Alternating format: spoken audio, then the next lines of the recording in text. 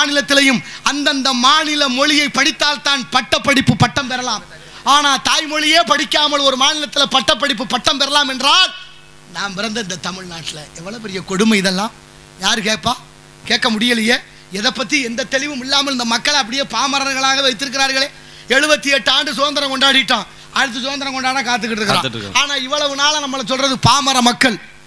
விடியா பாமர மக்கள் பாவம் அப்படின்னா என்ன அர்த்தம்? பாமரர்கள்னா அறியாதவர்கள். அறியாம எதனால வந்துச்சு? படிக்க வைக்காதனால தெரிஞ்சு. ஏன் 60 வருஷமா படிக்க வைக்காது? யார் குத்தம்? ஆண்டவன் குத்தமா? ஆண்டவங்க குத்தமா? அது கிடையாது. நான் ஒன்றும் சொல்றதுக்கு இல்லை. நம்ம கண்ணத்துக்கு பெரிய இடத்து பொல்லாப்பு, அரமணை கோழி முட்டை அம்மிக்கல்ல உடைக்கும். இப்படியே போயிருச்சு பாருங்க உலகம் போறது நினைச்சால். அப்படி உயர்ந்த மொழியான தமிழ், அவ்வளவு உயர்ந்த மொழியான தமிழ் தமிழ்நாட்டில் எப்படி இருக்கு என்பதை தயவு செய்து என அறிவில் சிறந்த பெரியோர்கள் சிந்தித்து பாருங்கள். நாளைய தலைமுறையை எப்படி பாதுகாக்க போறோம்? மொழியை இழந்து விட்டால் இனத்தை இழப்போம். இனம் இழந்து